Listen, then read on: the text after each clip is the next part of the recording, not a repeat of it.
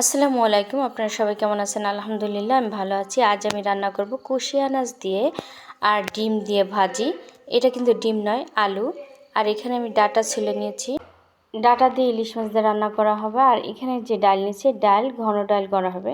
ঘন ডাল ছাড়া আমাদের চলে না। এই যে ইলিশ মাছগুলো আমি কেটে ধুয়ে সুন্দর করে নিয়েছি। ছোট ইলিশ মাছ হলেও এগুলোর স্বাদটা অনেক ভালো আর ঘ্রাণটাও অনেক সুন্দর হয়। অনেক সময় বড় ইলিশ মাছের স্বাদ হয় না।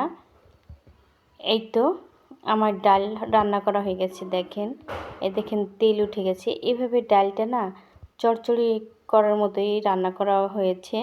আর এভাবে ডাল রান্না করলে পরে খুবই মজা লাগে খেতে। এখানে আমি ডাটাগুলো ভাপ দেওয়ার জন্য দিয়ে দিয়েছি। সামান্য একটু লবণে দিয়েছি যাতে ডাটাটায় লবণ হয়। তাছাড়া লবণ না হলে কিন্তু এই টাইমে লবণ না দিলে ডাটা ভালো লাগে না খেতে, পানসা পানসা লাগে। এখন আমি মশলাটা কষিয়ে নিয়েছি। এখন ডাটাটা দিয়ে দিচ্ছি, ভাপ দেওয়া ডাটাটা। এখন এটা দিয়ে কষিয়ে দেব সুন্দর করে। কষিয়ে নেওয়ার পরে আমি ঝোলের পানি দিয়ে দিব। আমি সুন্দর করে কিন্তু কষিয়ে নিচ্ছি। ডাটাটা যেহেতু আমি সিদ্ধ করে নিচ্ছি, তারপরেও কষিয়ে নিচ্ছি সুন্দর করে। এখন আমি ঝোলের পানি দিচ্ছি। পরিমাণ মতো ঝোলের পানি দেবো, কারণ বেশি দেবো না। এখানে আমার ডাটাটা সিদ্ধ হয়ে গেছে। তরকারিতে বলক আসলে আমি মাছ দিয়ে দিব। এখন আমি তরকারিটা নেড়ে চেড়ে জাল দিতে থাকবো। ডাটা দিয়ে জানেন, ইলিশ মাছ বা চিংড়ি মাছ, এই দুটো মাছ দিয়ে রান্না করলে খুবই মজা লাগে খেতে।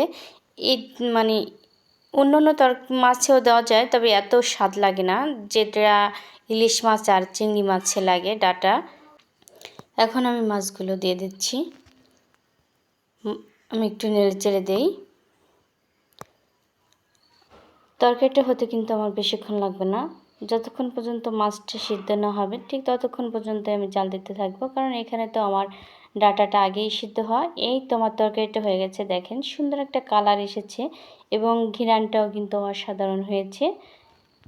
মাছটা ছোট হলেও এই মাছগুলো খেতেও খুব ভালো লাগে, আবার ঘ্রাণটাও খুব সুন্দর আসে। আমরা প্রায় এই সাইজের মাছই বেশি খাওয়াই, বড় বড় মাছগুলো খেতে বেশি ভালো লাগে না। এখন আমি তরকারিটা ঢেলে ফেলবো। এই তো দেখেন কি সুন্দর হয়েছে তরকারিটা। দেখতে যতটা ভালো হয়েছে, খেতেও মাশাআল্লাহ অতটাই ভালো লাগবে। এখন আমি রেহা আর আলু একসাথে মিক্সড ভাজি করব ডিম দিয়ে। এটা আমি সিদ্ধ করার জন্য মরিচ, পেঁয়াজ এবং রেহা আর আলু পরিমাণ মতো লবণ দিয়ে এখন দিয়ে দিচ্ছি চুলায় সিদ্ধ হওয়ার জন্য। এটার মাঝে একটু হলুদও দিয়ে দিব কালার হওয়ার জন্য। হলুদ ভাজিতে কিন্তু না দিলেও হয়, তথাপি কালারিং করার জন্য বা সৌন্দর্য দেখার জন্য হলুদ আমরা ব্যবহার করি, আবার অনেক সময় ব্যবহারও করি না। যাই হোক, আমি এখন ঢেকে দেব সিদ্ধটা হওয়ার জন্য, সুন্দর মতো নরম হওয়ার জন্য। এখন কড়াইতে যে মরিচ পেঁয়াজ ভেজে নিচ্ছি, এর মাঝে আমি ডিম দিয়ে দিব। ডিম দিয়ে একটু ভেজেই ভাজিগুলো দিয়ে দেব। এই যে ডিম দিয়ে দিয়েছি, এখন ডিমটা সুন্দর মতো ভেজে নিব। ডিমটা এবার বেশি কড়া ভাজা হয়ে গেলে কিন্তু ভাজিতে দিলে ভালো লাগে না। মিডিয়াম আছে, মানে মিডিয়ামভাবে ভাজবো, যেভাবে ভালো লাগে। এখন আমি ডিমের মাঝে দিয়ে সুন্দরভাবে ভাজিটা ভেজে নিব।